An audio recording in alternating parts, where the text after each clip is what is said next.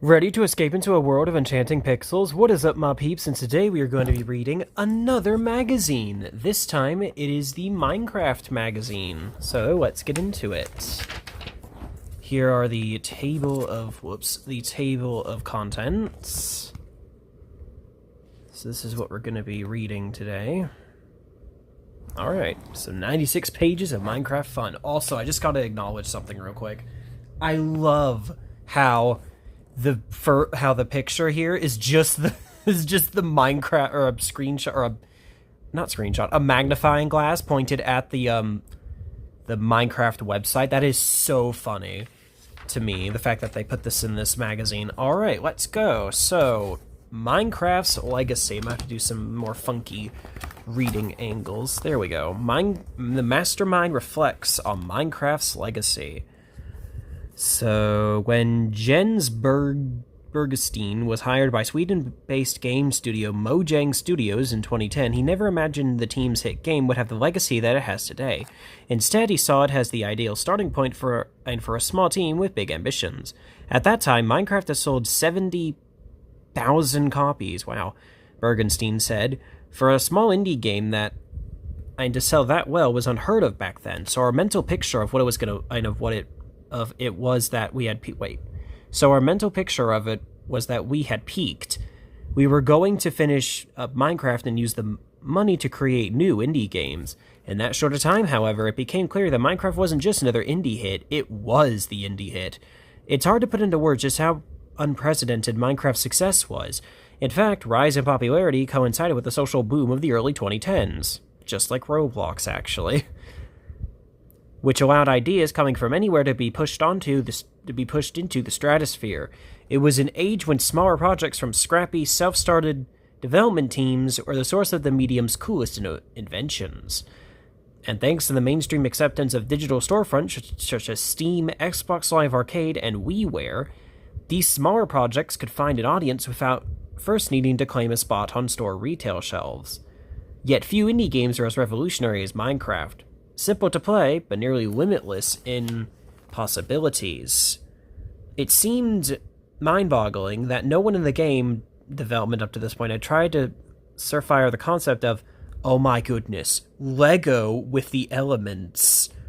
Oh my god, that is so ironic, considering that's ironic that this line is said, considering the last video was about a Lego magazine. So that's actually funny. What are the chances of that? Anyway, moving on. Since its release in 2009, god, wow, has it really been that long? Huh. To be fair, I did grow up with Minecraft, and now I did grow up with Minecraft in, the 2010s, I think? Anyway, Minecraft has sold more than 300 million copies, a total that trials only Tetris of all games, wow, which has been around since 1984, the same year of Classic Thomas. Anyway, the game enjoys a level of cultural is that seriously penetration? That's interesting. That few franchises do, with toy aisles across the world filled with Minecraft playsets and action figures, and kids everywhere sporting Minecraft lunchboxes and book bags. You got that right. Things aren't slowing down either. In April of this year, actually, 2025, Minecraft will make its silver screen debut in a movie with a star-studded cast that includes Jack Black and Jason Momoa. Today, Bergenstein serves as Minecraft's chief creative officer. Oh, CEO, basically. Yeah, CEO. But no, wait, no. Not CEO. COO. Never mind. Chief creative officer, taking over the role following Microsoft's acquisition of Mojang in 2024. He is less involved in its creative development these days, but he still has modded his career, and which has become bigger than he ever imagined it to be. And here's a bit of excerpt on that. I will be right back. Anyways, I'm sorry about that jump cut there. Time. Minecraft has just celebrated 15 years. In that time, this little indie game you worked on with Marcus Pearson... No. Pearson? Anyway. worked on with Marcus has become the most popular game in the world. Did you ever imagine Minecraft could reach these heights? The funny thing is, I was hired to work on a different game that eventually became... Oh, hold on. I gotta fold out the... There we go. Eventually became... Before we finish that sentence, here is the... Oh. This is literally just a promo image of last year's Tricky... What is it? Tricky Trials update. Cool. Okay, so eventually became Scrolls. Hold on, I'm gonna fold the magazine back to single. That eventually became Scrolls. Oh, geez. At that time, Minecraft had sold 70,000 copies. For a small indie game to sell that well was unheard of, so our mental picture of it was that we had peaked. We were going to finish up Minecraft and use the money to create new indie games, but very quickly we realized that it was just growing and growing. It keeps feeling that way. Minecraft hit its 15-year anniversary. It's bigger than ever, and I'm still like, have we peaked? But history shows that there's always more Minecraft. That was not the expectation when I started. In America, we see games developed that are deeply influenced by our culture. As a Swedish person, would you say there are elements of Minecraft that reflect Swedish culture, customs, and sensibilities? What are the elements that you are most proud of? Naturally, we are inspired by the environment around us. One very distinct thing is the silver birch trees in Minecraft, because they are very common in Sweden. When I added them to the game, some players didn't understand why there were these white trees with black spots on them, but to me, they were these natural things. It's subtle things like that seep through to Minecraft. That's interesting. So the birch trees are... So the birch wood is a Swedish thing. Huh. That's interesting. Wow. Anyway. Minecraft is huge with kids. Yep. Ain't that the truth? And with parents as well. As a father yourself, what are your thoughts on Minecraft's ability to bridge that generational gap? What does your son think of the franchise you helped create?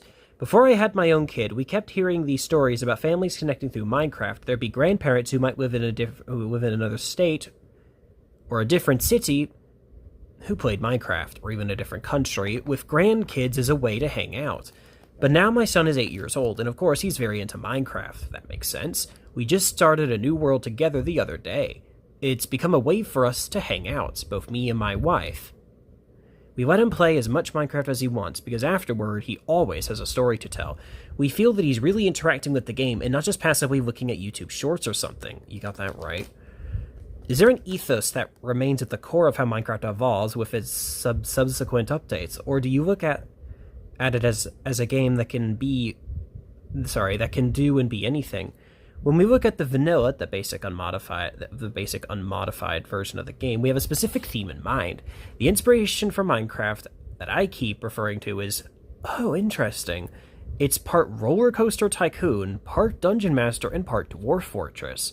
I have no idea what the other two games are, but I do know what Roller Coaster Tycoon is. That's actually really interesting. That Minecraft takes inspiration from Roller Coaster Tycoon. Huh. Wow. We're truly learning some things today. Anyway. Fantasy is also a core element. Yep. When we add things, new monsters and such, we try to invent things that are unique to our game.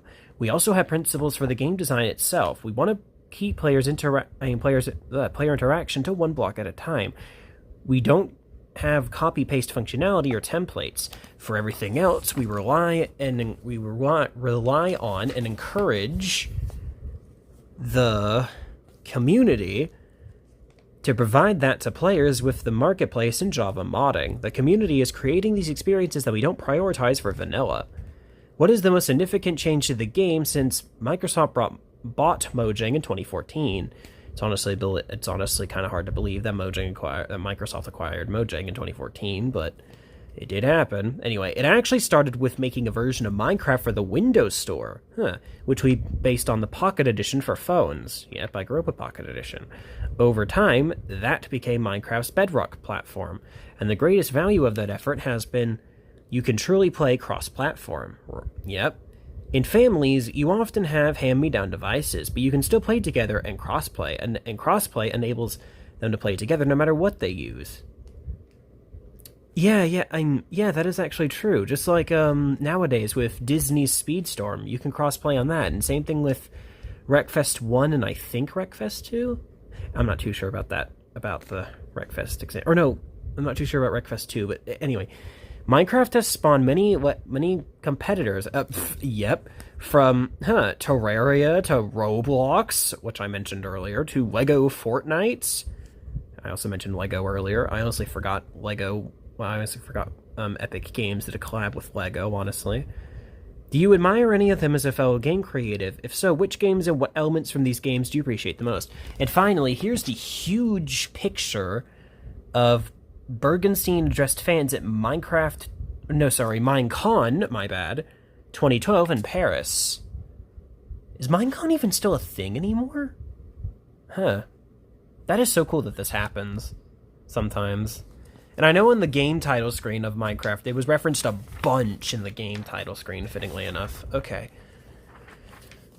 so that's the question. And then the answer to that is... I really like Terraria. I should clarify, I played it when it was new. They've been working on it for over 10 years now, so I don't know what it looks like today, but I played it a lot. Obviously, they took a lot of inspiration from Minecraft, you got that right. But it also inspired me. One example I really liked was the way bosses worked. In Terraria, you summon them. They're essentially bosses on demand, and I thought that was very clever. The Wither is an example of how that works in Minecraft. If you want to fight the Wither, you build the Wither, and then you get the boss fight. Yep, that's true. Alright, are there any games from the last 4 years that have sparked your creativity? I love Hades, which was released in 2020. It's one of my favorite games. I'm currently playing Dyson Sphere Program. I love that as well. I have no idea what those two games are, but I'm sure someone will sound off in the comments. The next step to Minecraft's journey seems to be expanding to other media, such as film and TV. How do you see this changing the game as we know it? We have a large community of players, but we have an even larger community of fans participating by watching or interacting with Minecraft through other means. We want to be able to create experiences that are broader outside the bubble of the people that are playing Minecraft. Have you seen footage from the Minecraft movie slated for April of this year? If so, what are your thoughts on it so far? I was at the set when they were filming the principal photography last year, and that was a super fun experience because the people on set were so excited. You could feel the energy from people working on the props, the set masters, even the actors themselves. I got a chance to meet Jack Black, great guy. He was playing Minecraft between shoots. He really takes his work seriously. He's very professional. When you meet these big stars, you're always a bit nervous, like they don't want to be bothered, but he was very open and inviting to chat and hang out. See, that right there should be a thing. Or that right there just goes to show that you shouldn't always judge celebrities. Not every celebrity is just a pompous and stuck-up, rude idiot, basically. You have some people, like Jack Black down here. Sorry for the horrible camera angle then.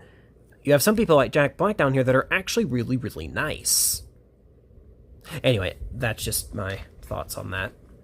Alright, so a couple of questions about the gaming industry in general. The last couple of years have been distressing for developers. Thousands of layoffs and studio closures have thrashed the industry. What are your thoughts on where the industry is at the moment and where it's heading, specifically for those who create the games we love? I feel for the ones who have lost their jobs. It is tough. The gaming industry is still growing, and there will be players and opportunities for new storytelling. I'm not an expert on the macroeconomics, however you pronounce that, of what's happening, but I'm hoping for a great rebound soon so that all these talented people could get back to doing cool things. In the last year, a small but influential subset of players and developers have decried efforts to make the gaming industry more inclusive and considered portraying ethnic backgrounds accurately through consultation and DEI initiatives. What do you think about players and developers who say these efforts are ruining games?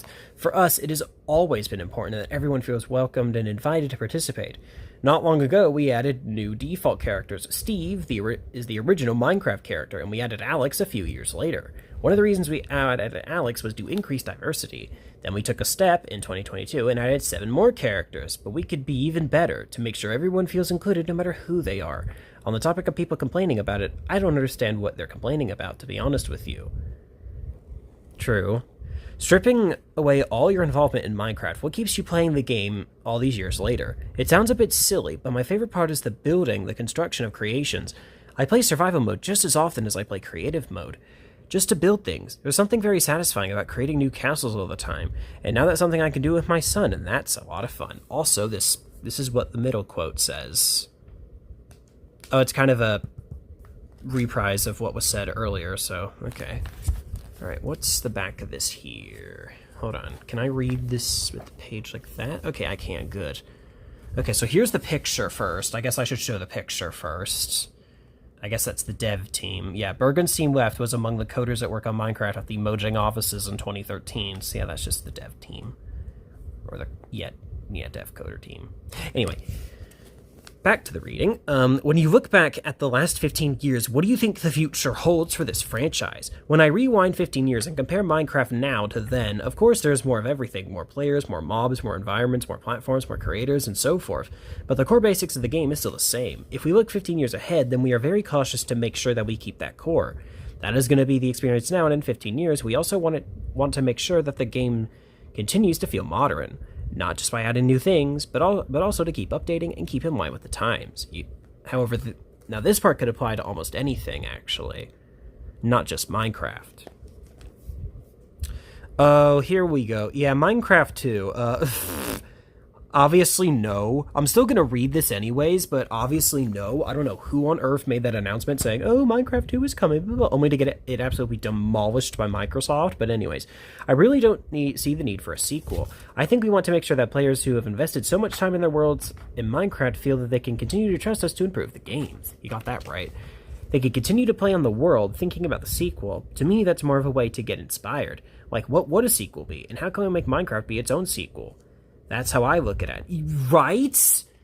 See, the updates themselves kind of feel like sequels in their own right. I've always imagined Minecraft like that, even when I grew up with it back then. Anyway, you were named one of Time's most influential people in 2013, along with the game creator Marcus Pearson. I hope I'm saying that right. Looking back, what are your thoughts and feelings about your inclusion on that list 11 years ago? I remember when I was reading it, in the foreword they said that they were reflecting on people on that list from before, and whether or not they'd actually deserve to be on that list or not, or if they managed to stay influential. I wouldn't say that I deserve to be on that list today. We are so many people working on Minecraft now, but if Minecraft was a person, then I'd say it would be on the list. That's actually kind of funny. Oh, here we go. Wow, this is a cool shot. I guess that's at E3, probably? Oh, here we go. Here's some text down here. Enthusiasts in the media gathered to hear the details of the latest Minecraft update at the E3 conference in Los Angeles in 2016. Yep, pretty sweet looking E3 picture. Wow, it's actually really cool. Anyway, the phenomenon. Minecraft has enthralled hundreds of millions of fans while becoming a sensation all across all kinds of media. Yep. All right, the origin story. How a game from an independent Swedish company conquered the world. In December 2011, Jacob Gradberry and William Blue began overseeing a land development effort of truly epic proportions. More than 10 years later, it covers more territory than the... What the heck? It covers more territory than the city of LA and contains over 8,000 structures. It is so sprawling and ambitious, though that nobody knows for sure just what's there. I haven't seen near everything, and I started... Oh my god, he says a curse word. Okay, hold on. I'm going to censor this part real fast. I haven't seen anything, and I started the dang project, Granberry said in 2013. Their undertaking happens to be a digital creation of Westeros, the fabled continent from George R.R. Martin's A Song of Ice and Fire books and Game of Thrones, the HBO series based on them. And its team of builders who have to complete an extensive application in order to contribute happen to be creating all those castles, towers, farmhouses, shops, and ships in Minecraft. The online game from a Swedish startup called Mojang that has inspired millions of people from all ages to go on building sprees. This virtual Westeros may be exceptional in scale. More than 500 volunteers have participated in its creation so far, but it's also utterly typical of... I might have to go one page for this. Yep. I can't fit that in the whole frame. There we go. Of Minecraft. True, if all you want from a game is the ability to wander around a kingdom slaughtering zombies with a sword, you can get that from Minecraft. Millions do. And the game might have been a hit if that were all it offered. But it isn't a deconstruction that has made Minecraft unique and the most popular video game of all time. But it isn't destruction that's made Minecraft unique and the most popular video game of the millennium. With more than 300 copies sold, it's construction. Oh, okay, this is a pretty cool reference here. The game is a Disneyland where the attractions are built by the visitors, sometimes literally. Players have painstakingly recreated the Anaheim, California theme park, complete with working rides. Oh, that is... Yes, okay. So apparently, I'm not sure if you can still get this now, but on Minecraft nowadays, there actually used to be a server called MC Disney that actually, where you were allowed to visit the Magic Kingdom of Walt Disney World, as well as Disneyland, or Magic Kingdom, or as well as Disneyland's Magic Kingdom, as well as, I think, Disney's California Adventure, too. And I think the other 3 theme parks of Walt Disney World were added, Epcot, Hollywood Studios, and Animal Kingdom. But still, that is actually really cool that happened. That is official. I think you can still get it on the Minecraft store. I know Universal has made something similar. Anyway, I just thought that was an interesting fact to include. Okay, where was I? Think of a notable real or fictional locale from Rockefeller Center to Hogwarts, and the odds are pretty good that there's a spectacular rendition of it in Minecraft. You got that right. Maybe several. Plenty of players use it to imagine worlds that exist nowhere else, and everything's made out of blocks measuring 1 cubic meter apiece. Now, insanely addictive video games, it's fair to say, usually don't have fabulous reputations among the unaddicted. At best, they may be regarded as irritating time sinks. Farmville. Oh, I've actually heard of Farmville. At worst, as potential threats to society. Any violent video game allegedly played by someone who turned out to be a mass murderer. Yeah, that's true. Anyway, Minecraft is different. The deeper you get into it, the more it looks like a form of self-education masquerading as entertainment. You got that right, which is why parents tend to not see it as a scourge, and teachers are bringing it into the classroom. It follows rules, just like the real world, said Mark Fraudenfielder, I think is how you say that.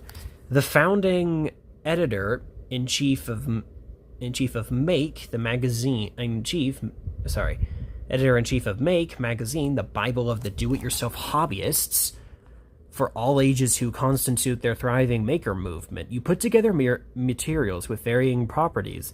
You have to be aware of physics. You have to understand levers and ramps. And can even build electric circuits. You got that right.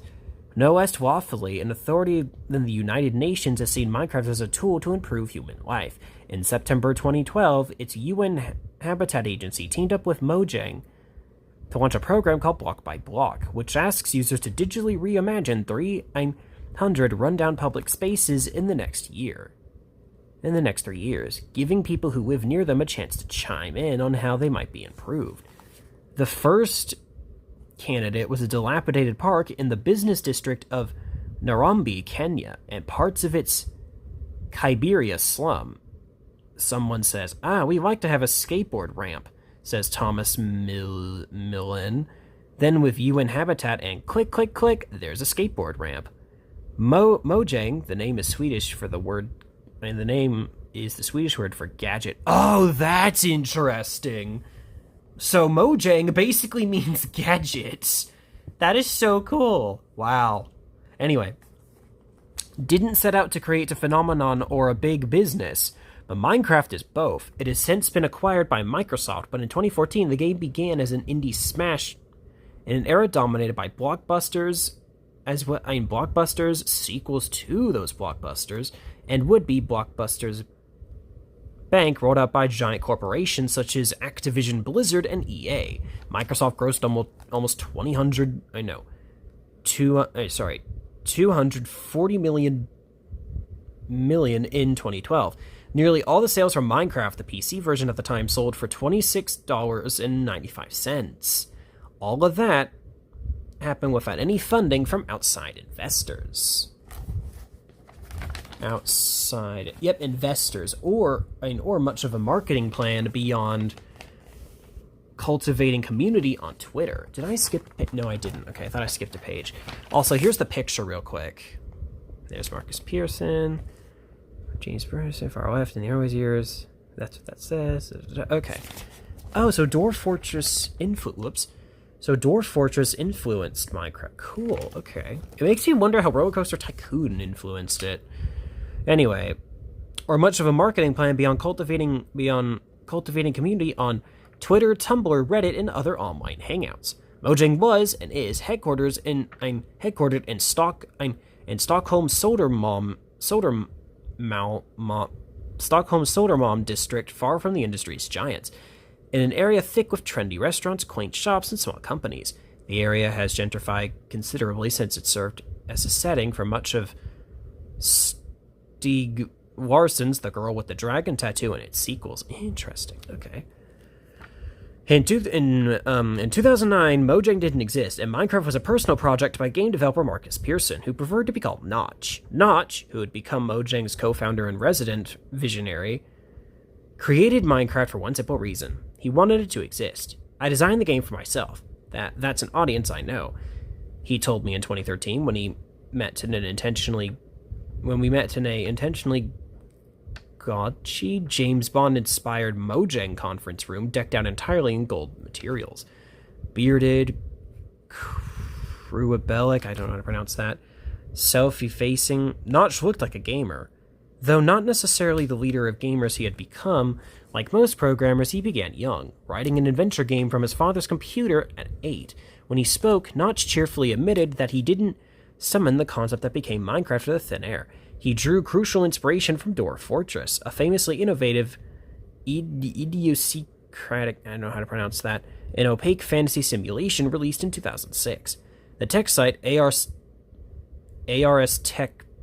Technica called it, that's interesting, the most incredible,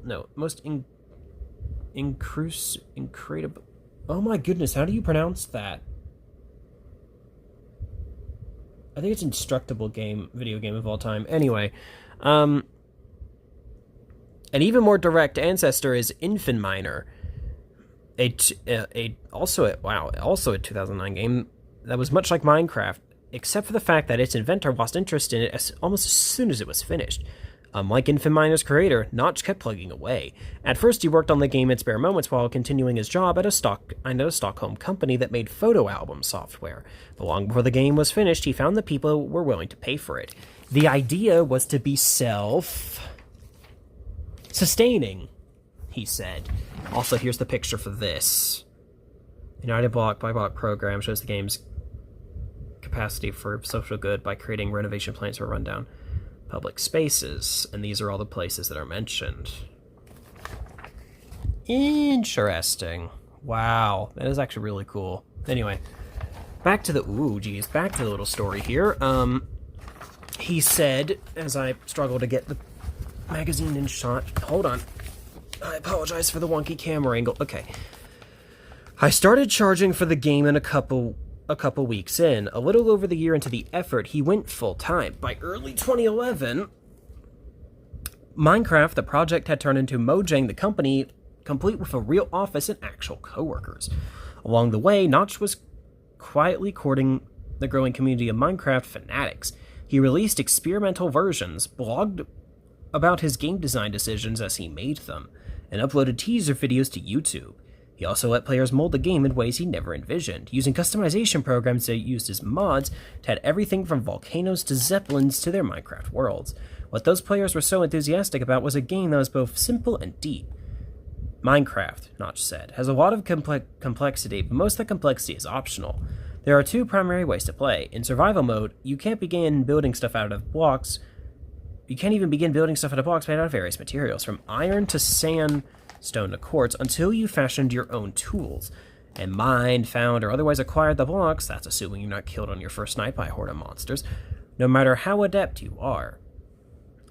Building an accurate copy of something like the Arc de Trifel, ein Trumpfi, Triominfi, I don't know how to pronounce that, in survival mode might be impossible. That's why the game also offers creative mode, which eliminates the risk to players' well-being adds the ability to fly, and provides an unlimited supply of construction materials. Essentially, it's the world's greatest box of Lego pieces. Again, ironic, the Lego comparisons here, considering I just did a Lego magazine in the last video. But anyway, for the record, Notch said he wasn't thinking about making the iconic Notch said he wasn't thinking about the iconic Danish building toy when he created Minecraft. But he conceded that it was probably a subconscious influence since he played a lot of Lego as a kid. Now, why didn't the Lego magazine that I did in the last video mention this? Come on. Anyway, in either mode, the world of Minecraft didn't look that much like our world. Everything was rendered in a first-person view, but it was with a low-resolution pixelated effect, as if it were the most impressive new game of 1988. Players were represented by a default skin. Betcha that's what the next word is. Default. Oh, dang it, not skin. Default. Character. Nickname Steve. A swarthy blockhead with no neck, hands, or feet. Even the monsters were too cute to be monstrous. Minecraft's graphics are so rudimentary, Notch said, because they were the best he could muster when he was getting started.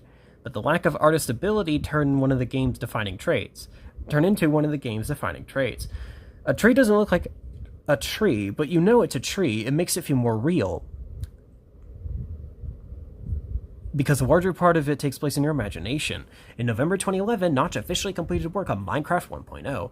Then he did something unexpected. He fired himself just as his creation was becoming a huge success. I played it for too many hundreds of hours, he recalled. After a couple years at a job, I got bored of it and wanted to start something new. It starts to get frustrating after a while, even if it's fun. Notch began hatching plans for a new game and turned over primary responsibility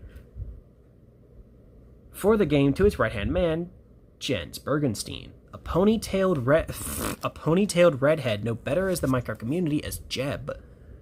Conspiracy theorists have trouble accepting the notion that Notch truly handed off Minecraft supremacy to Jeb, who was 32 at the time, while remaining on the Mojang premises. Obvious parallel. Pope Benedict and Pope Francis cohabiting the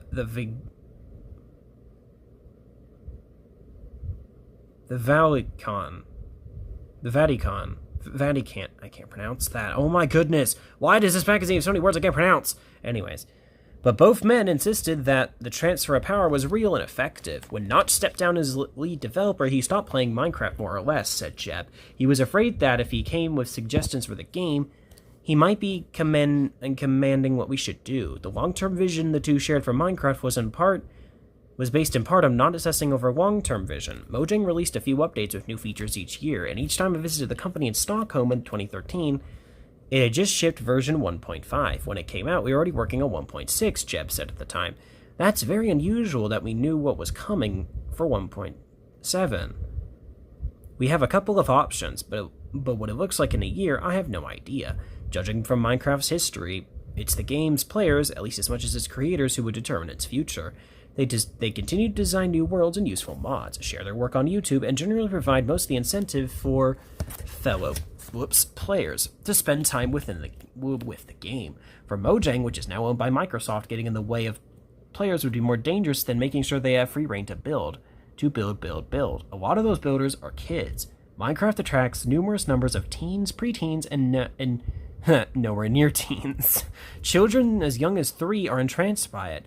Notch said he didn't plan it that way, and isn't sure why kids like Minecraft so much. I might be a little childish, he mused, or maybe children just really have good taste in games, even if it was by accident.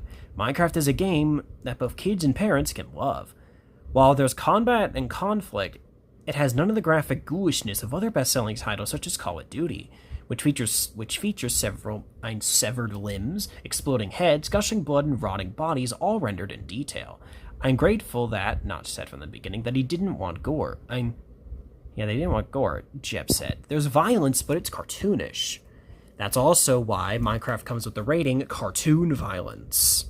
That's why. Anyway, kids become fans for different reasons. For me, it's like you can do anything, said 12-year-old Noah Soleski, I think that's how you pronounce that, of Fanwood, New Jersey. There's always a surprise. Every block you break, every block you build, every step you take, it's exciting. Noah's younger brother Joshua was a fan too, but for more primal reasons. You have all these weapons and fight monsters. I rarely build. Eric, their father, has a guardedly positive attitude towards the game, though he did worry about it becoming a 24/7 fixation. He admitted to once secretly unplugging the household's internet router to foil plans by Noah and a sleepover buddy to begin playing Minecraft at 3 p.m. That was funny. That just sounds funny. That must have been annoying. Yeah, but that right there is hilarious to me.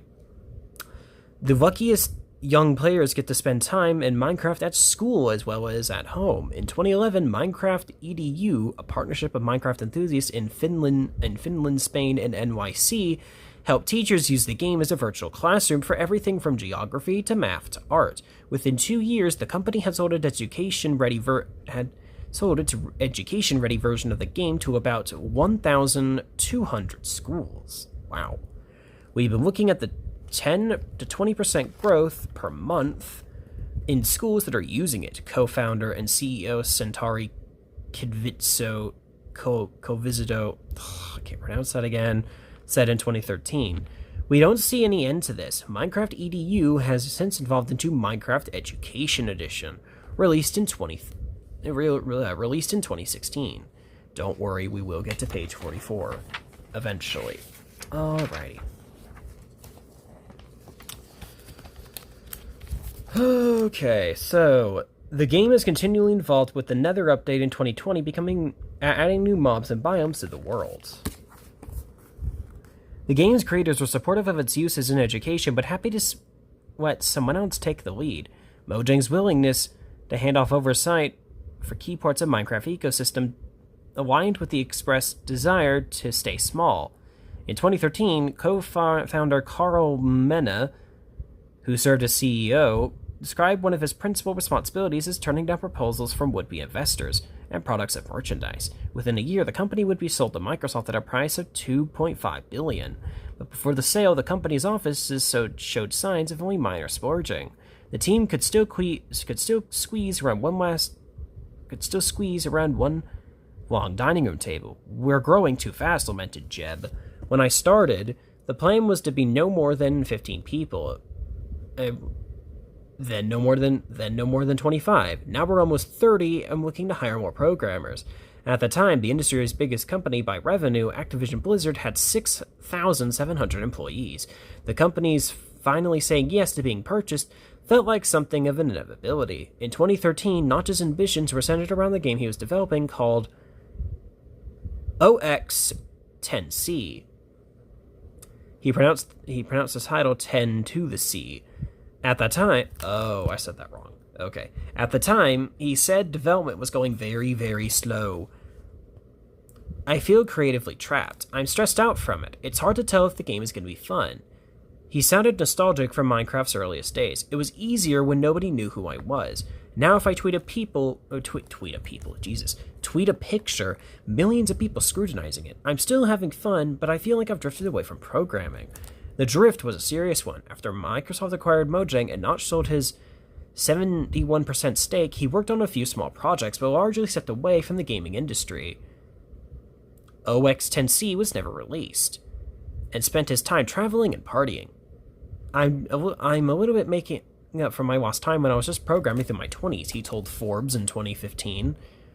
When we were young, we didn't have a lot of money at all, so I thought if I ever get rich, I'm not going to be one of those boring rich people that doesn't spend money. In 2024, after a 10-year hiatus, Notch announced on X, Twitter, that he was launching a new gaming studio called BitShift Entertainment. That's interesting. That's a cool name, actually. While Notch has not been involved in Minecraft for over a decade, he remains a prominent figure in the gaming world. He entertains his 3.5 million X followers with quips on gaming and life. In 2016, he was awarded the Pioneer Award at the Game Developers' Choice Awards. Every day, millions of players continue to enter his magical cubic wonderland to explore, create, build, and bond.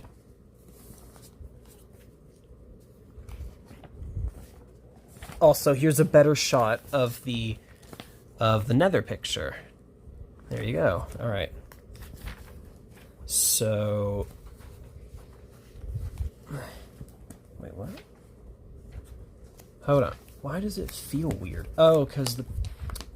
That would explain why it felt strange. Okay, oh dear. What have I done? Oh. Huh?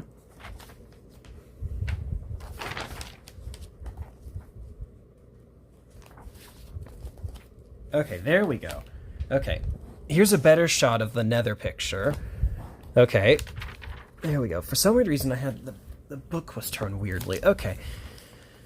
Moving on. Moments that mattered. Selected highlights from the game's first 15 years.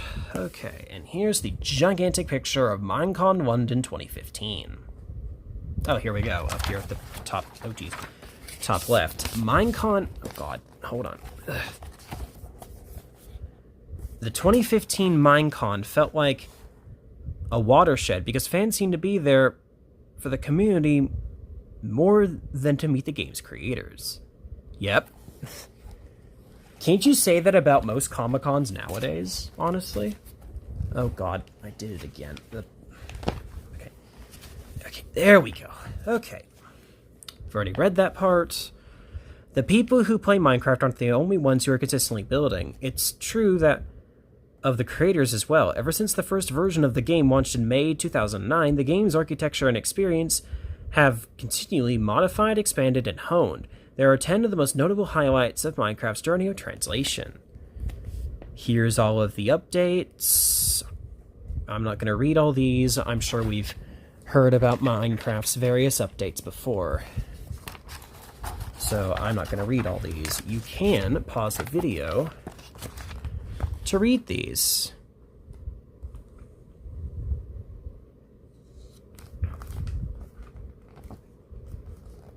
No, hold on.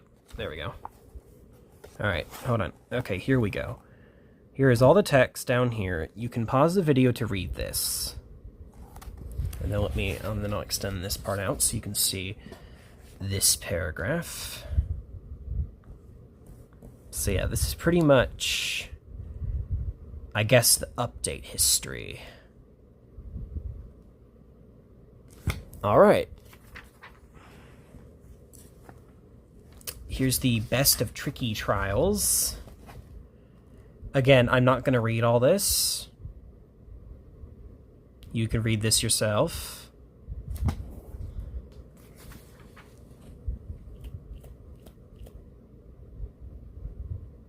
And finally, here's the Minecraft movie. I'm sure we've all heard about the movie, so there's no point in me reading about it if we've all heard about it. Again, pause the video to read this.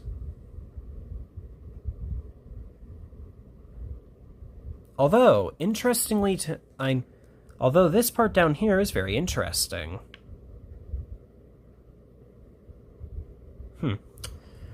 Okay, moving on. Again, here's all the here's all the text on this page.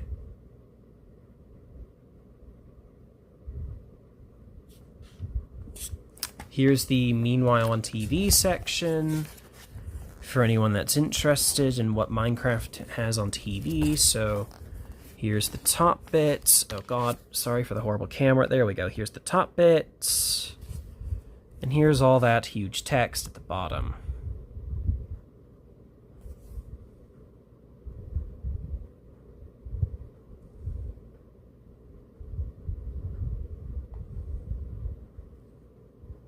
Okay, so now with that being said, oh jeez.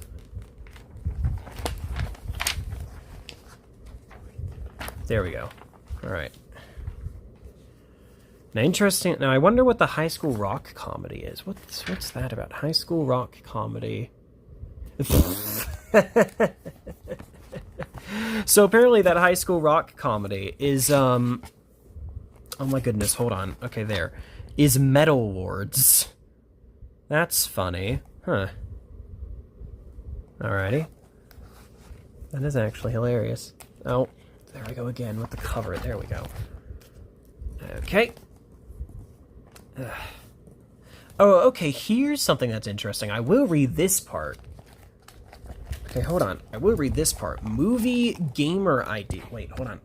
More gamer movie ideas. There we go. The news that Hollywood is actually making, a Minecraft movie might be a cause for chortling to some. A movie adaptation of Minecraft, they might scoff? Sipping highballs and dropping bread into a cave filled with Belgian Can't even read that. Goodness, how silly. There's no story in Minecraft. Or to Minecraft. It's just lots of blocks you use to build things. Those people would do well to remember the Lego movie of 2014, which took the whole blocks used to build things concept and turned it into a pretty freaking good movie. Not to mention Barbie, which turned the universe of a 1960s era dolls into the top grossing film of 2023. So, for the moment, it is possible to be optimistic and imagine the next wave of video game cinema. Here are ideas for 5 more game adaptations that don't particularly seem like they could be real movies, which could, ironically, make them perfect as movies. So here's some other game mentions. Breakout, Tetris, Dr. Mario, which would be very interesting, Candy Crush, and Boom Blocks, which I don't think I've ever seen this happening. Of course, he appears. Y'all should know who this face is. He needs no introduction, but I will read the text at the top here. Dan Middleton, known online as Dan TDM, is a British YouTube personality with nearly 30 million followers. Yep, we all know who this iconic face is. So without further ado, let's read the text. YouTubers keep the game spicy. With more than 1 trillion views to their credit, video stars inspire and shape player experiences. Yes, you got that right. Jared Bergkamp starts his day, much like any other working American. The 28-year-old rolls out of bed a little before 8 a.m. and gets dressed for the 9 to 10 hours of work ahead of him. He heads to the kitchen of his home in Royal Oak, Michigan, to brew himself a hot cup of tea to soothe his throat before heading over to his laptop. But Bergkamp doesn't log into Slack or Microsoft Teams like so many others. He joins one of the many Minecraft worlds he's created in the last 8 years. This isn't some elaborate fun version of the metaverse that tech companies were excitingly touting a year ago. Bergkamp is instead preparing for the most crucial part of his unorthodox full-time job, being a Minecraft YouTuber. Whatever concept I have for that day, I'll start by setting it up. I build whatever I need to build to show off whatever. And I'll jump into recording. He says that usually takes me a few hours. Let's say I start at 8 a.m., I'll go to 11 a.m. The next part of his workday doesn't sound too, dissimilar to, say, a daily routine. Oh, geez, sorry. Okay. To a daily routine. Oh my god, this magazine's driving me nuts. My camera placement. I do apologize if the camera is horrible in this video. Dissimilar to the daily routine of a career video editor working for, say, a news organization or ad agency, Bergkamp spends the afternoon and evening skimming through the hours of Minecraft gameplay he's recorded, clipping together the best parts during his lunch break. He'll respond to comments from 1.82 million subscribers. After all, cultivating his community is a crucial part of the job. When I'm done, I plan for the next day by coming up with an idea for what I want to record next, he explains. I'll write out some bullet points, remember to mention this, or here's a joke I can put in when I talk about that. This is a day in the life of a content creator. Sites like YouTube and Twitch are spilling over with clips of popular video games from hobbyists, and a select few creators are lucky enough to make a living playing games by getting others to tune in. Among the games that pull the most viewers, Mojang Studios' smash hit Minecraft ranks easily as one of the most popular. Minecraft claims that videos related to the game have generated an astounding 15 trillion views on YouTube. This user-generated content is the lifeblood of the game experience, and has been essential for keeping it feeling fresh after more than 15 years. We're proud of the Minecraft community on YouTube and role content creators have played in supporting the franchise over the years, says Ryan Cooper, head of the Minecraft game experience at Mojang. Some of the biggest stars, such as LD Shadow Lady and Jelly, have subscribers in the tens of millions, and they can make as much as 20 million a year. But how does one even get into this non-conformist career path and make content that stands out from the crowd? According to some, it's some of the most successful players in the field right now. It's a combination of grit, patience, consistency, a willingness to grow, and a genuine love of the game.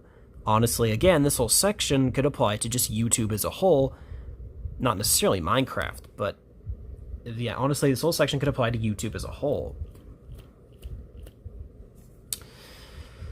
When Minecraft 1.0 was first released in 2011, it might have seemed primitive by today's standards, but it was a revelation. In an era in which open-world games like GTA and Fallout were already considered major commercial successes, this little indie game made by a single creator pushed the popular concept further in unexpected ways. This wasn't a game where you could do anything and be anybody. It gave players the tools to make anything they put their minds to. No game had given players this kind of freedom and power to make their play session entirely theirs. Minecraft is endless in what it can do, says 33-year-old Dan Middleton, a veteran YouTuber. You can... Let's see if I can unfold this. There we go. You can do anything in the game you want, which lends itself to videos or streaming really well. Roleplay, game shows, competitive tournaments, factual videos, cartoons, the list is endless. If there's something you want to do in Minecraft, odds are someone has made something that can help you do it. Middleton, best known as DanTDM on YouTube, was one of the earliest Minecraft creators on the platform and is widely considered the granddaddy of the genre. The Essex, England native had already made a modest name for himself for his videos about the Pokemon trading card game, starting in 2010. But when his brother introduced him to Minecraft, the following year something clicked. Oh, I guess this is just another YouTuber. Huh. Interesting. I learned how to play Minecraft watching YouTube videos and thought, this is the perfect game for me. I've got to try making videos on this on a separate channel, he says, noting the game's emphasis on creativity. Switching to Minecraft videos proved to be well worth his time. 6 months after he started playing Minecraft, his new channel, DanTDM, had overtaken the old one he had worked on for years. Today, he's one of the most recognizable gamers in the entire world, with nearly 30 million followers. In a few frames, it's easy to understand Minecraft's meteoric rise. The colorful, peaceful landscapes and the retro aesthetic were a major draw for kids. The game offered all the imaginative promises of a Lego set within the digital confines of a favorite medium. It's easy enough to learn the basics, but the game is also complex and varied enough that users can always learn about it. And with the steady cadence of free updates expanding the game, players can feel like they're all on an endless scavenger hunt to discover all of Minecraft's secrets. Initially, the game's many mysteries attracted content creators on the front lines who were peeling back Minecraft's layers. In the early days, YouTubers helped establish the many formats that have become popular today. Minecraft Let's Play, sorry for that weird camera angle, in which a user makes a video of gameplay that usually includes commentary over it, wink wink like I do, allowed people to showcase cool feats of engineering and architecture. Content creators also made educational videos teaching folks how to use redstone, Minecraft's loose equivalents to electricity, to power contraptions and machines like railways, trapdoors, and elevators. For those who love the game's fantasy trappings, there were creators dedicated to adventuring into unknown lands, slaying monsters, and uncovering the mystery of how to confront the game's final boss, the elusive Ender Dragon. These Dungeons and Dragons-style romps gave way to the popular speedrun videos, which creators try to reach the game's end credits in record time. I was learning at the same time as uploading, Middleton says of these early days. Really, camera, come on. I was able to experiment a lot and find out very quickly if something was or wasn't going to work. For some, Minecraft had become the perfect tool for creative endeavors beyond the game's mechanics. Since August of 2012, a month after the birth of their first child, wife and husband duo Jess and Jason Brivalda have had their family-friendly YouTube channel, Amfu, I can't pronounce that, for them. Minecraft is the tool through which they tell a variety of episodic stories to their 22.4 million subscribers. The format works best for us because both of us are writers, Jess says. And this gives an outlet to put our personalities and storytelling together. The couple discovered the potential for Minecraft from watching viral creators and the earliest YouTubers on the scene. Jess and Jason say they vividly remember looking at each other and saying, "Hey, we should try this." For 2 years, Ampamafu was a side gig for the new parents. Then in 2014, shortly after the birth of their second child, Jason's entire division at his day job was suddenly laid off. That's when we both realized that we had to make this work to provide for our kids, Jess says. With a newborn at home, 2 months of surveillance, and a flood of ideas for the channel, the couple went all in trying to crack the content creation code. In 2013, with million subscribers tuning in every day, Middleton started making Minecraft videos into his full-time job. When I started, there were hardly any creators making a full-time wage from it, he says. Now, the technology back then was completely different too. You had to be pretty creative to give your videos a higher production quality. Kind of ironic considering that YouTube Create now exists. Anyway, today that's changed significantly, with access to editing and production tools readily available. Creators of any size have a shot at doing this full time, but access doesn't mean guaranteed success. There's still a grind to finding one's footing in the current crowded landscape of popular YouTubers in the world of Minecraft and other realms of content. Oh my god, this is so fourth wall breaking considering I'm reading this to y'all. Anyway, learning the formula was so gradual, says Bercampus, who started in 2017. I started to hone my craft in 2018. Back then, my strategy was to focus on one part of the content and alliterate. I would make a specific kind of video for a while and try to stay catchy. Cool, fun, different things later on. I work on improving the formula by mixing in new editing tricks or background music, so it was a really slow build. His breakthrough moment came when he figured out how to show more personality in the content. Some of Berkapa's favorite Minecraft YouTubers going up were reserved in how they spoke to their audience, so he went in the opposite direction, creating a sort of online persona infused with his real-life curiosity of the unknown. I'm naturally like, oh, how is this gonna work, or what does this block do? And the cover's stuck in the... There we go. Alright. Moving on. Berkampa says, allowing the persona of Waddles he created that allowed him to go full-time 7 years ago, it's pretty much exactly me with a small hint, a pinch of spice, so it's interesting for viewers and not dry. For the bravuras who started uploading standard segments from Let's Play in survival mode, the realization that viewers had an appetite for serialized stories was a key to a winning formula. They tested the waters with a video Jason called a very small Pokemon fanfiction type story, and to their surprise, viewers ate it up. The audience just loved it to death. It was our first moment where we thought, hey, we can make this into something more than just a hobby. Jason says, Jess used the tools they learned to bring her the most ambitious projects to life a year and a half later. Minecraft Diaries. It was the most phenomenal high fantasy story where Jess was portraying the main character and interacting with other people in the world. Jason says, and that was another launching pad where the audience just couldn't get enough of it. With more than 200 episodes and over 100 million viewers, Minecraft Diaries is one of Ampmahu's earliest serialized successes. Like any other business, with success comes growth. For those who reach millions of daily viewers, scaling up becomes a necessity to generating output without burning out. For the bravuras, the channel became large enough for them to start a company dedicated to Amafu's production. They started out as Jason and I were working in our basement doing everything, Jess says. But we have 4 kids now. We have to not only do YouTube, but be parents. We're like, hey, this is taking valuable time we want to spend with our children.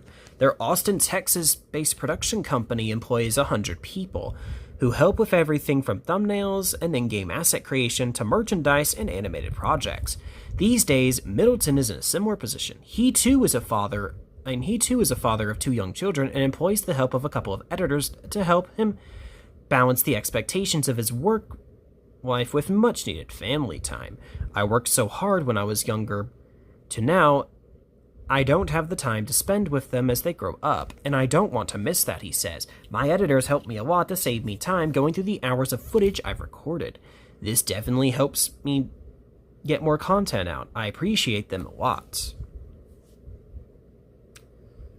Oh, there's that YouTube channel's avatar. Anyway, for others, like Burkampas, being a one-man operation is just fine. For him, they're still in fluctuation with keeping up with Minecraft's ever-evolving universe. The whole game, the viewers, content being released, everything is always changing, he says. That's true for other aspects of life, too. There's always a new update that draws in new people. A year ago, for example, they did an archaeology-themed update that drew in a different type of person that maybe wouldn't have been interested in watching Minecraft-related anything before that. These modern-day internet celebrities are internally grateful for the platforms they've managed to create for themselves. It can feel surreal.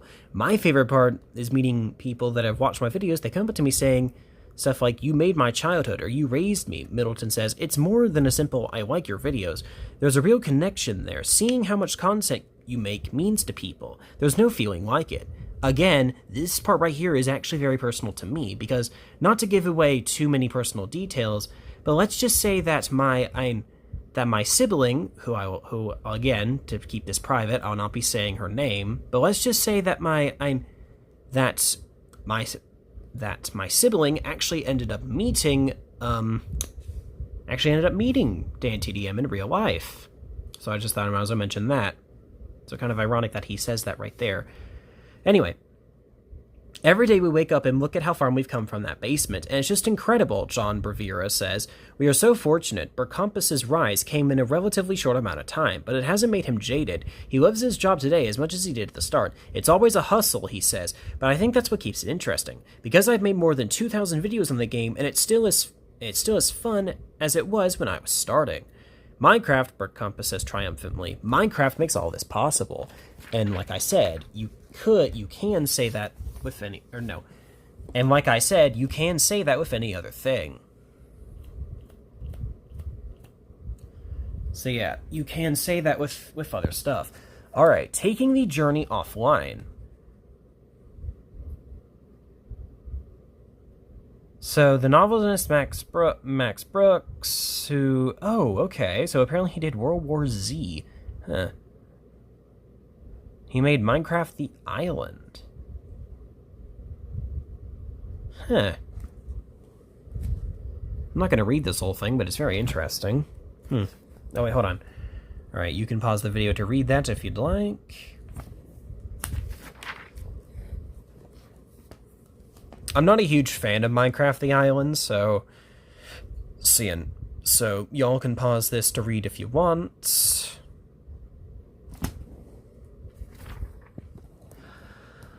Alright, so where were we? Oh yes, the virtues of Minecraft. The game has found favor in classrooms with parents in the neurodivergent community, while also becoming a tool for activists. I gotta love this text up here. Melding lesson plans with a game that kids already enjoy has been a winning combination. You got that absolutely right, and I love this cute little picture here. Anyway, what was I saying? Oh yes. The game that teachers welcome in the classroom. Some video games are mostly about reflexes, but Minecraft is, by its nature, more cerebral. It asks players not just to react to their environment, but to be creative, to collaborate and solve problems. So it's a logical progression that Steve and his friends have trekked from the overworld into the classroom with a program now known as Minecraft Education, a version of the game that, according to Microsoft, its parent company, is now being used by millions of students in 1,500 countries around the world. It's the rare case where playing a video game in classes turned out to be a good thing. What Minecraft Education offers is a path towards high-quality, concentrated screen time that aligns with curriculum, says Naomi Clark, chairman of the NYU Game Center, a department in the Tisch School of Arts at the NY University. That was a mouthful. Anyway, and it does so, she says, while maintaining the open-ended nature of the game where players can sort of decide what to do, what they're interested in, and pursue their own goals. Hold on. Let me get the... Oh, jeez. Hold on. Give me a second. Okay, there we go. Which is really beneficial for activating intrinsic motivation. Clark says that connecting that intrinsic motivation to specific learning goals, whether that means recreating a landmark from a historical lesson or building molecules atom by atom, has made for a winning formula. Allison Matthews, head of Minecraft education at Microsoft, agrees that motivation is key to unlocking students' potential, closing achievement gaps, and inspiring a passion for learning, especially for students in undeserved communities or neurodiverse learners, she says. How it started. The open-ended nature of Minecraft's gameplay is what originally prompted Joel Levin, a NYC computer science teacher, to use Minecraft in his classroom and create Minecraft EDU, which will be talked about later on page 52. Microsoft was impressed enough that the company, which bought Minecraft maker Mojang in 2014, purchased the program for an undisclosed amount in 2016. Now called Minecraft Education, the platform includes educator creative lessons across subjects from science, math, and computer science to English, art, and ancient history. It also presents lessons that delve into emotional learning, equality, and inclusion, digital citizenship, as well as climate and sustainability.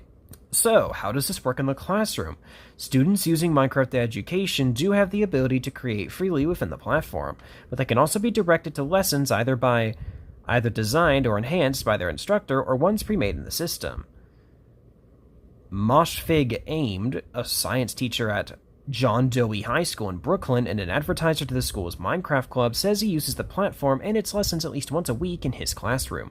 One of my go-to lessons is where the kids hop into a Minecraft world. They have this lab bench and table with these element constructors, Aimed says. With the element constructors, students can adjust the number of atoms to produce elements such as hydrogen, helium, and other elements in the periodic table. Aimed, who also serves as a Minecraft education ambassador, providing professional development to other instructors, has even helped 2 English teachers get comfortable with the program so they can have their students build Minecraft versions of the dystopian worlds they had been studying in literature. Mark DiNardo, or MDN, also sees the benefits of the platform. They are the lead educator and developer for the Coding Club at After 3, a nonprofit after-school program for kindergarten through 5th grade students that is independent of Nest Plus M, the kindergarten through 12th grade public school in New York City where the program takes place. Since Minecraft is an open system, it affords both the design team at Microsoft and the individual educator to produce lessons unique to the learning capacity of the student, says DiNardo. For example, in their weekly after-school Minecraft class for second through fifth graders, students were asked to design a climbing gym and a parkour course and were then able to invite their classmates to come into their world and take on the challenges. Student collaboration. Also, before I read this part, I should also mention that text down there mentions something about NASA being involved, which is very interesting. Alright, now back to student collaboration. Perhaps the defining trait of Minecraft learning is that classmates can work on projects together. The secret sauce in Minecraft's success is not just that it's a digital little system that kids can build with cubes, says Clark. It's that they can do it with their friends, and that's exactly what prompted AIM to explore the Minecraft education platform, which he first used during the 2020-21 school year, at the height of the COVID-19 pandemic, to create a Minecraft club which was virtual then, but also now meets in person. The club takes on esport challenges such as the annual Battle of the Burrows Minecraft Challenge, which encourages student teams across NYC to virtually create inclusive and sustainable future city spaces. I originally created my Minecraft club as a place for students to have social emotional learning and to de-stress and socialize because we were in the pandemic. In the middle of the pandemic, says Aimed. Says Yeah, it says aimed. Whoops. Blurry camera. Hold on. Blurry camera. There we go. What I did... Oh, geez. No. Okay. What I did there originally was I created a little survival world where they could play the regular Minecraft game within Minecraft Education. That they could do so in a safer way, there we go, safer way, with some of his students having no prior experience with Minecraft, is a win for parents wary about what and who their children might encounter in the online gaming world. Their games take place in a digitally walled-off space, with students using their school emails and logins to access the program through their school subscription, Matthews says. The students are only able to interact with each other and can invite other students and educators in the same network to access their worlds. This collaboration isn't just fun, it's a skill-building tool, providing options on how to work together, how to create competitive play that is constructive and fun, and how to engage in independence and interdependence in a healthy manner that has really great benefits for the future of our society, DiNardo points out. The social benefit of working in video games is that we can show children how to foster social intelligence, critical thinking, and intelligent practices in gaming. This is up to the teacher to invent practices that help students lean into both play and education. And of course, learning about coding. There we go, coding. While the nurture of Minecraft is familiar to many students, one addition that enhances the education version is the ability to, oh my goodness, camera, is the ability to teach, there we go, coding within the platform. Code Builder is a feature for Minecraft education that allows students, oh my god, camera, work with me here, that allows students to code inside the game. Explains Matthews. Students learn to code with Make code blocks, JavaScript, or Python, and see their code come to life in the blocky game world. For example, a learner could write code to build a pyramid, grow a forest, or make it rain chickens. This program includes a small gray character called the agent, which executes code and can be programmed to carry out actions, DiNardo explains. How Code Builder allows students to input programmatic functions. One can assign variables, loops, conditionals, functions, and other systems typical in software engineering through block-based code and the script-based languages of Python and JavaScript. I should also mention that all of this sounds very similar to the website Scratch, which you can also do very similar things in. Anyway, the program offers hours of code, a tutorial that familiarizes students with coding basics. Its most recent iteration, Hour of Code Generation AI, guided students to write code to solve AI puzzles. We have focused our efforts on building AI literacy among teachers and students, deepening their understanding of how AI works and how to use AI tools responsibly, explains Matthews. Oh, and also, these are all the different lessons in Minecraft Education Edition. Cool, that's actually really cool. Anyway, yeah. Explains Matthews, adding that AI for Earth lessons shows how AI is used to solve real-world challenges in sustainability and conservation. AI is a relatively new part of the cultural conversation, and one that many people are wary of. While it seems to be the wave of the future, Clark is skeptical of Microsoft including real-world AI applications, with such prominence on the Minecraft Education platform, given that people are still debating its merits. But the recognition of the AI wave is, if nothing else, part of Microsoft's continuing effort to keep the program current, with the company already touting tools that use AI to develop lessons for use within the platform. Its offerings on the platform in general will likely continue to evolve as Minecraft Education partners with such institutions as NASA, the Hispanic Heritage Foundation, BBC Earth, and others to develop new lessons. Users, of course, are able to decide how best to implement its offerings within their specific learning environments, but the basic benefits to using the platform overall are pretty consistent. Should the technology be in place to support it, when it comes to complaints about the game, some educators such as DiNardo, as well as those in Minecraft Education user forums, have cited compatibility problems on certain devices. And of course, not every school district has the technological withal to participate. According to Minecraft's own research, though, the technological barriers some districts face are the only real negatives they've heard about from teachers. Yeah, you got that right. But you're bound to run into that with any tech related thing. Okay, so what on earth is this picture? I guess that's a picture. Wait. Oh, I guess this is inside a classroom. That is actually really cool. That picture alone is actually really cool looking with all the props inside the, I guess, a classroom, going by the faces, or a library or something. Anyway. The broader score of Minecraft. Minecraft has been used for educational purposes even before the Education Edition was widely available, and not just because the game supports many of the skills that are also fostered in the education platform. For example, Minecraft was used in 2016 by the Museum of London to create interactive renderings of the Great Fire of, 1666, before, during, and after, so that players and museum goers could immerse themselves in the experience. And in 2014, the Tate Gallery teamed up with Minecraft for Tate Worlds, which, according to the museum's site, offered players a series of maps inspired by famous paintings and the real-life places they depict. Interesting. These initiatives demonstrate that even without the dedicated program, Minecraft has the power to educate. Clark notes that the original version of Minecraft already has a simple circuitry system that has always been educational for players about the concepts related to electricity, logic gates, and physical computing, she adds. Minecraft is also great for teaching basic physics, numbers, and mathematics concepts, just because it's easy to create fun environments where objects have behaviors.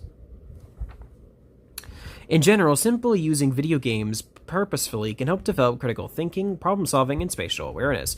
When a student or anybody is playing a video game, not making it, they're making dozens of decisions within a split second about what to do, what button to press, where do I move, what should I do next, and things like that, says Aimed.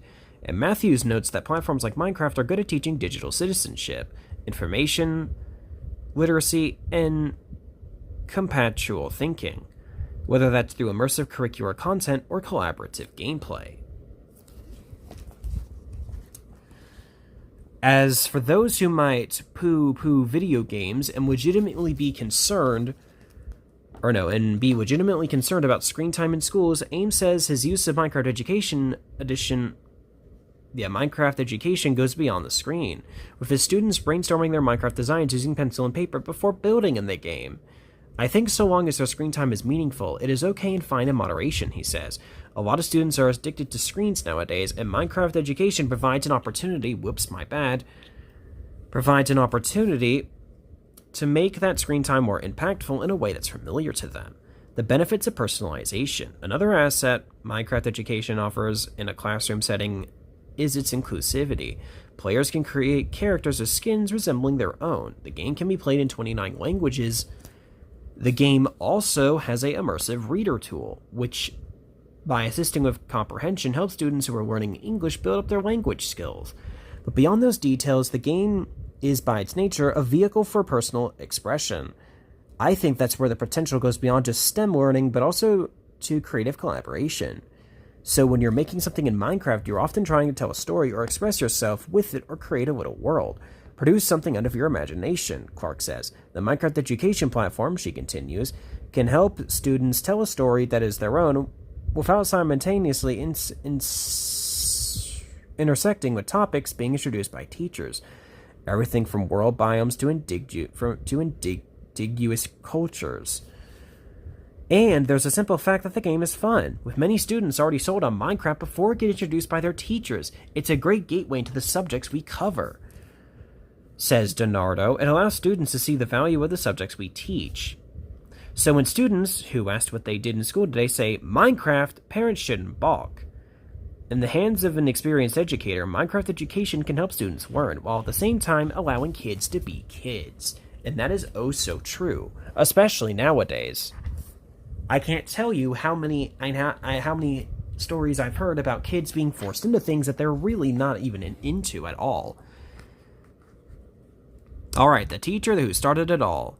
In this 2012 story, Time profiled an NYC computer instructor who had crafted an educational version of the game that would eventually become Minecraft Education. Oh, so this is kind of like the history of that. Okay. We literally just read through everything Minecraft education related, so I'm just not even going to read this at all. Y'all already know what it is by now, so all I can say is that you can pause the video here to read if you want.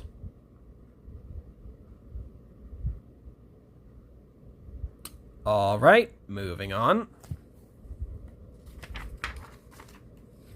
Ooh, here we go. Call it Liberation Tech. Cool, alrighty.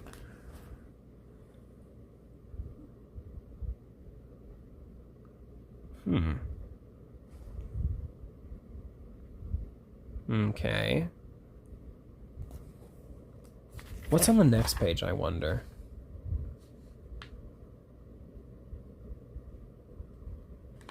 What is this about? Power of the game is being harnessed by... Oh, okay.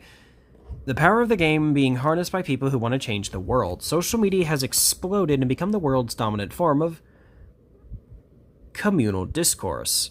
The world has seen as various platforms emerge as powerful political tools for the good and for the ill. During the Arab Spring of 2010 to 2012, for example, Facebook and Twitter were crucial in organizing pro-democracy uprisings against representative regimes in Egypt, Tasuna, and Liberia.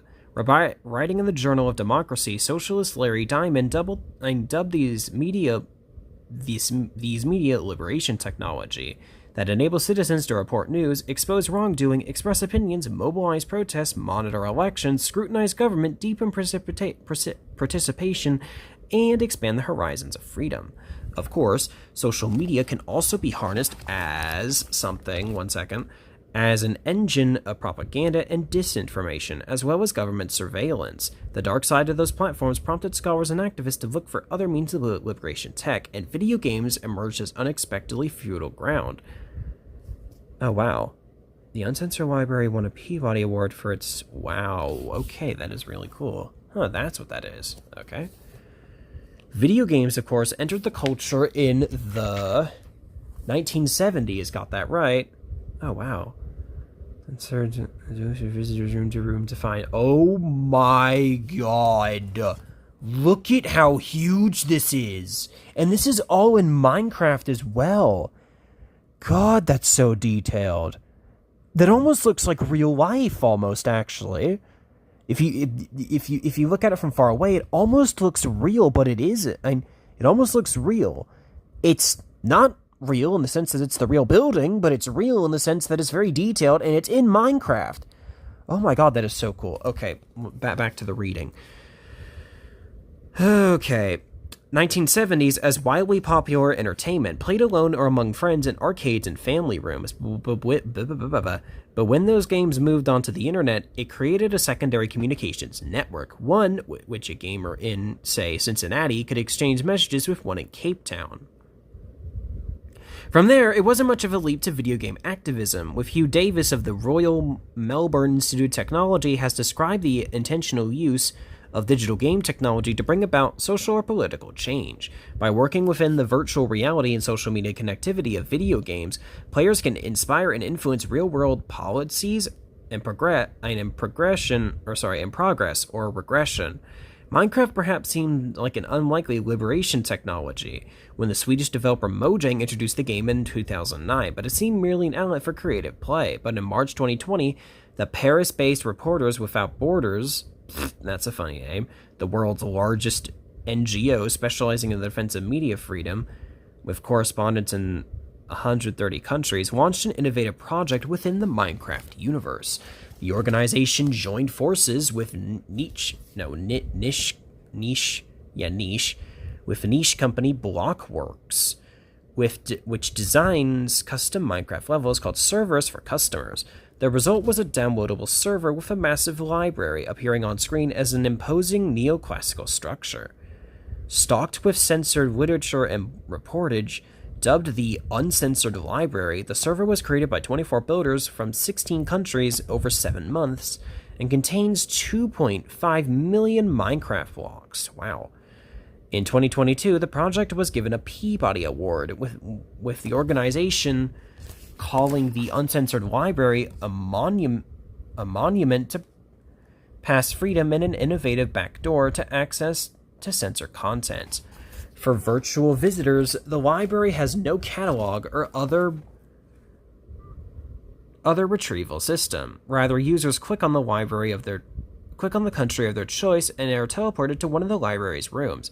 It's more of a browsing experience. Sanduro H one of the project's lead designers told Library Journal, because every room looks different, it invites you to explore a little bit. All written and audio media contained in the collection are either tightly controlled or outright forbidden in their home countries. Today, the uncensored library contains works from journalists in Egypt, Mexico, Russia, Saudi Arabia, Belarus, Brazil, Iran, Eritrea, and Vietnam. The libraries are working to acquire material from North Korea, Hungary, and Myanmar, among other nations with repressive regimes, I guess that's called.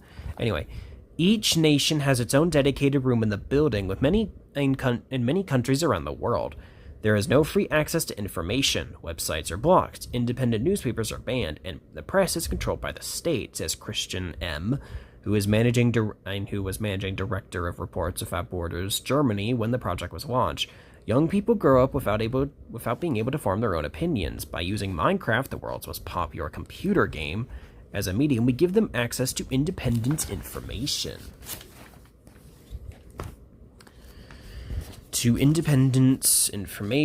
Authors of the library's content are in many cases the victims of severe government repression and harsh punishment.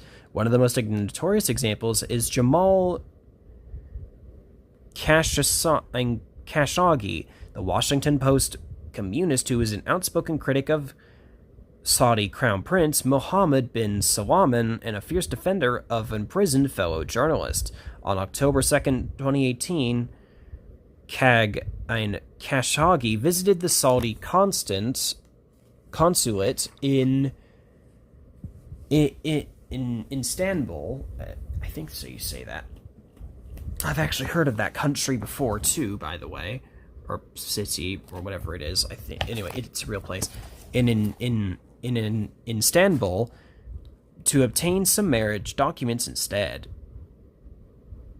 He was killed and dismembered by government agents, and while bin Salman denied ordering the murderer, he later claimed political responsibility. Other notable writers in the Uncensored Library include that guy's name who I can't pronounce, NVD, a Vietnamese human rights lawyer, a democracy activist, and blogger sentenced to 20 years confinement for conducting propaganda against the state, though he was released after 2 months and shipped to Germany. Xavier Valdez, founder of the weekly paper Ryodaki, however you pronounce that, which investigates and reports on crime, corruption, and drug cartels in the Mexican state of Sinaloa. In May 2017, Valdez was shot a dozen times and killed on the street near his office in Calcucan, as the library's website notes. 10 other Mexican journalists were assassinated in 2019 alone. Along with text, either in the author's original language or translated to English, the library festers elaborate book art installations to represent each nation's ideals of truth and freedom of the press. Wander into the Vietnamese wing and you'll encounter the Labyrinth of Truth, which displays an enormous maze highlighting the nation's censorship and growing effort to make access to the truth as hard as possible.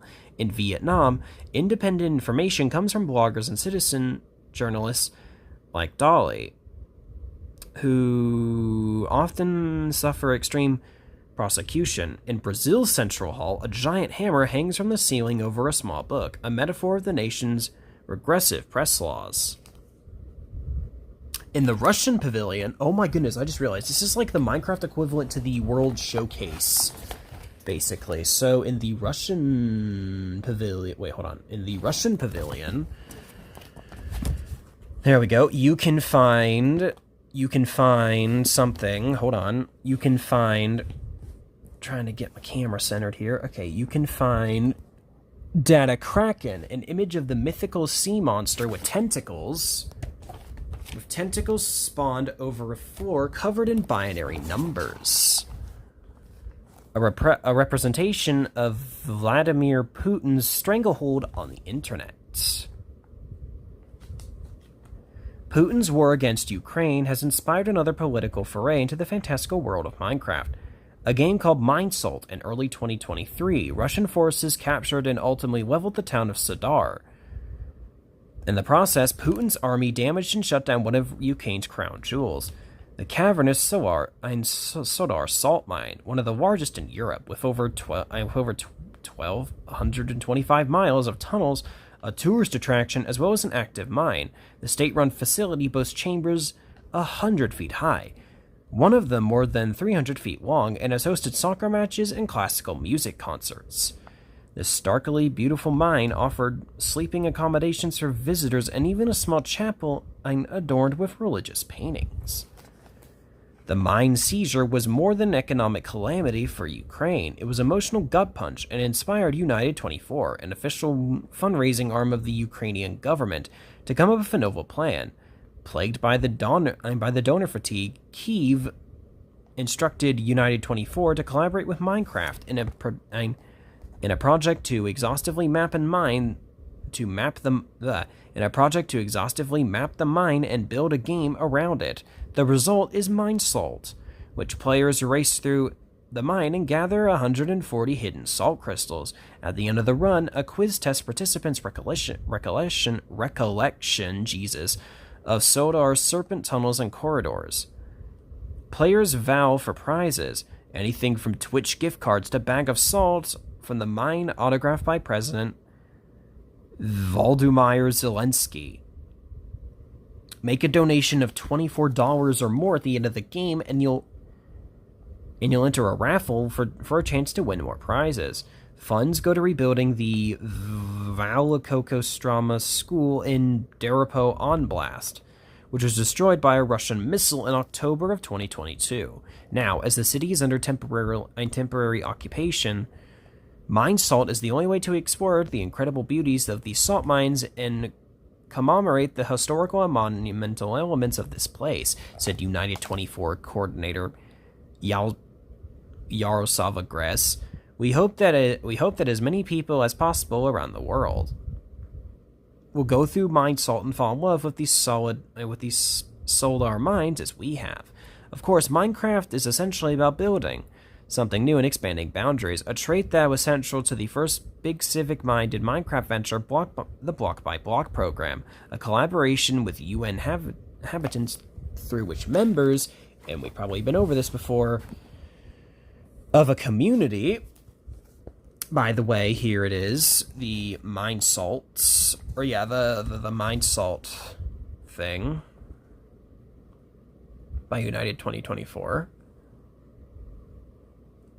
Anyway, of a community from elementary school kids to senior citizens receive training and then form teams that use Minecraft servers to reimagine and redesign challenge districts and public spaces. The various plans are submitted to officials and architects for consideration. Inaugurated in 2012, Block by Block is modeled after Minikivtar, My Block, an initiative that allows Swedish youths to create their ideal neighborhood through Minecraft. Block by Block has launched projects in 55 countries, including in the rebuilding of a playground and a garden in Mumbai, a park and playground in Naomi Niger, and an impoverished and war-weary Pristina, Kosovo, transforming a dilapidated marketplace into a public space of gardens, comfortable resting benches, and a playground, and Kosovo's first skate park. I came up with this skate park idea and some trees surrounding the park, said 12-year-old Lian Loxa. Some things I worked on is being made in real life. The excited response of one of the project's youngest participants reflects Minecraft's technology at its most successful, when a virtual creation can help address a real-world need. That is so true. Okay, so now on to the more home side of things. We've so far talked about, Minecraft's creation, Minecraft in schools, and how Minecraft can help address, issues in real-world communities. But how about Minecraft at home? Well, that's what this section, and your child plays Minecraft a lot should you worry, is all about. As a rule, no. But there are ways to make sure their experience is a good one. I've been helping parents connect with their kids through games for a decade. Through my website, Engaged Family Gaming, and Minecraft is one of my most common recommendations. I like it because of its approachable graphics, its simple and repetitive gameplay, and because for non-participating parents, it can still be fun to watch. And this game has become an ingrained part of the youth experience. Seriously. And it's true. I can't tell you how many sleepovers I went to in the not the late 2000s. In not necessarily 2009, but I can't tell you how many 2010 sleepovers I had, and it seemed like everybody had Minecraft. Everybody. Anyway. This game has become an ingrained part of the youth experience. With more than a decade and a half under its belt, an entire generation has now grown up knowing how many trees you need to punch to make a crafting table. Kids discover Minecraft every day through friends, YouTube videos, and even lunchboxes. The game is all around them, with a staggering 141 million copies. 141 million monthly players and more than 300 million copies sold. It is one of the most popular games in the world. And from a parenting perspective, I believe that is a good thing. Here's why. Alright, here we go. Minecraft at home, people. And my book has decided to do something strange. Hold on. There we go. Alright. I've already read that section, so onwards to the next page. The positives. Minecraft is full... hold on, my bad. Okay. Minecraft is full of opportunities for education and enrichment for kids. Every aspect of the game, from its building block design to its open-ended gameplay, lends itself to helping them learn and grow. It is benign enough that the game can be used in classrooms. Do a Google search for Minecraft lesson plans, and you'll see that the learning opportunities are as varied as they are endless. In fact, educators have embraced Minecraft in math, history, and coding classrooms. Minecraft Education Edition is specifically designed for classroom use. We've already talked about that on page 44. It's the sort of thing that would never happen with, say, Grand Theft Auto. But you don't need to get into lesson plans to reap the value of Minecraft, because children have so much to gain in the standard gameplay. Consider, for example, the social aspects. In the game's collaborative form, kids develop online social communication skills, which can be valuable as they transition to work environments that are increasingly virtual, and it gives them an easy way to both stay in contact with friends when they're outside of school, and also expand their social circle by making new friends across the country around the globe, so basically like Roblox. Another benefit of Minecraft is that children find comfort in it. One reason is that the game is built around predictable rules. Days are always the same length, materials will always appear at the same depths, and crafting recipes are always the same. The result is a platform where players can learn about exploration, experimentation, and creative problem solving in a way that doesn't cause stress or excess tension. While playing in survival mode, where mobs and other forces pose a threat, can be more tense than the benign creative mode, kids still enjoy the game because it feels familiar and follows patterns. And while the base building blocks in Minecraft are all the same shape and size, kids can use them to create anything they imagine. So Minecraft becomes a place where kids can learn to express themselves creatively, learn from mistakes. Everyone struggles with connecting walls in a 3D space at first, and collaborate artistically with others. The freedom that kids can find while playing Minecraft is unmatched. The unbounded nature of the game's landscape, there we go. Oh, hold on. Of the game's landscape lets them simply play together in this digital space the same way they would on a real-world playground. This is especially a boon for kids who live in locations where they don't enjoy the freedom to wander. How to be smart about it. Because Minecraft lives online, it comes with the same... Oh my goodness, camera. There we go. It comes with the same risks as just about any other online experience. Namely, the exposure to unsavory content and the potential for having it take over a person's life. Here are strategies to avoiding pitfalls while reaping awards. So, obviously, I'm not going to read this whole thing, but basically, in a nutshell, screen time. Inappropriate content. Oh, I actually researched this up once. This part's really cool. I'm not going to read the whole thing, obviously, but it's a really sweet story about how Stuart Duncan, aka Autism Father, created a server that's specifically for people with autism like me. Unfortunately, the server is only for the PC port and not for console or mobile. However, I just find this really sweet and engaging. So if you're interested in reading this, please do. So if you're interested, so give this a read if you're interested. Okay then. Now that that's out of the way. Alright, 3. Let's play. Of course. Yay. Finally. We're getting to my favorite part. Alright, getting off on the right foot. Wait, hold on. Did I...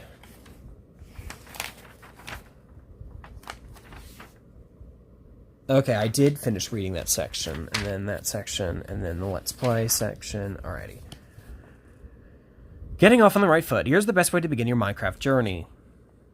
I'm not going to read this. We all know what to do with Minecraft by now. So, I will read the headings, though. Chop some wood, kill some animals. You know, for items, not like for fun, obviously. Establish a base of operations. Craft a bench, a box, and some tools. Explore some more. Find cobblestone and coal. Close off your shelter. Build a furnace. Meet the mobs.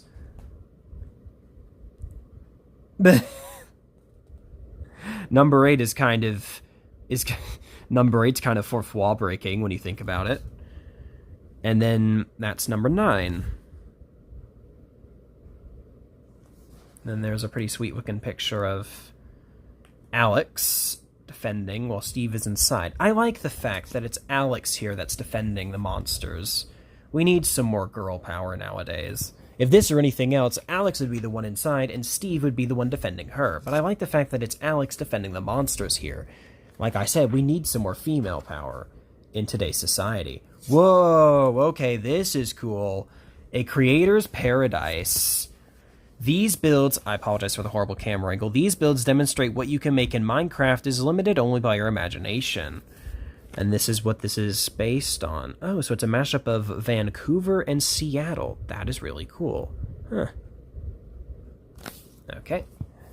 That's really cool. Whoa, oh, this is Westeros. That's what this is. And apparently it's from Game of Thrones, and they debuted and they exploded in popularity in the 2010s, so it makes sense that this would be built. That is actually really cool. Wow. That is seriously really cool. Oh, here we go. Starry Night, obviously. Bruh. This is so cool looking. The fact that Starry Night has already been, like, used in other, like, franchises like Star Wars and Mario, for example, that's just really cool in my opinion. Oh, my bad. Here's the text for that, or for both of these, Starry Night and the Shire. And then that's from... Is that from Lord of the Rings? Yep. Lord of the Rings, because it says Fellowship. And then here's a picture of that. Cool. Alrighty. Okay, sorry, I had to check on something real fast. The Billionaire's House. Oh my god. Here's the text for that. And here's the... Whoa, that is pretty sweet looking. And there's the picture. Whoa! Okay, these two are really cool looking. So that's Cloud Haven and Cyberpunk projects. Here's what those two look like, and here's the text for both. And apparently, Cloud Haven is based on Noah's Ark, which is really cool, and then the Cyberpunk project is based on Cyberpunk 77. Wow, even in Minecraft that game is still popular. Oh, of course. Of course, we all know what this is. Star Wars Imperial Shuttle. And we all know what that looks like. So here's a quick picture of what that looks like. And here's all three of them together. Cool. Anyway. Of course, the wide world of mods. Of course. Yeah, the wide world of mods.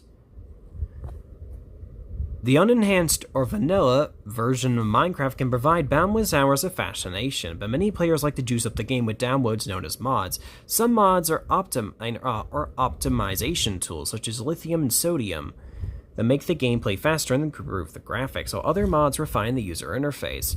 Then there are other modders, heavily repressed here, that bring entirely new elements to the Minecraft universe. What follows is something between a best of list and a potpourri sampler, providing the sense of many ways this game can adapt and grow.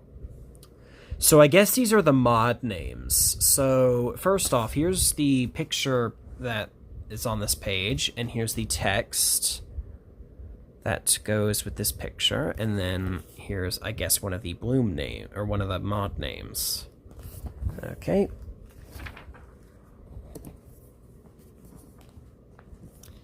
So yeah, these are some of the mod names. Oh, Dwarven Mining Company was mentioned already. Oh my goodness, camera, come on. Okay, there we go. Alright, so you can pause and read, or pause and look up some of these mods yourself if you're on the Minecraft, or if you're actually playing Minecraft yourself. So there you go. There's the picture with that. So yeah. Oh, come on. Turn the page. Okay. Building everything on Earth. At the dawn of the pandemic, a YouTube star issued a challenge to Minecrafters to replicate all the constructions of human civilization. 5 years later, they're going strong. For example, this iconic monument, Christ the Redeemer in Rio, Brazil. And here's what that looks like. So, oh geez. So this just talks about, the pandemic, how this affected, or I guess the contest that this was made into. Wow, this is cool. I'm not going to read all the text, obviously, because we'll be here all day, but wow. That is actually really cool. And I will show you all the pictures, because this looks cool. So this is Mont Saint in France.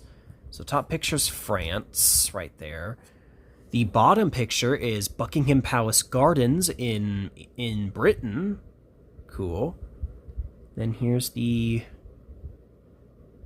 Atomonium Brussels in Belgium. That is really cool. Wow. And there's all three of them together. Oh. Here's some more. Okay, first off, here's the long text. Here's the long text. Okay, here are the individual pictures. So the top one is CN Tower Toronto. The bottom one is Palau del Bellas Artes in Mexico City. And the third one, I shouldn't even have to say what the third one is. Y'all know what that is. So yeah, the fact that these locations can be replicated, like real-world locations, is so cool to me. Alright. Here's the routine as usual. Big text first, if my camera can focus. There we go.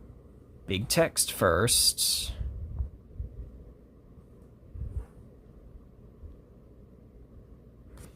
And pictures first.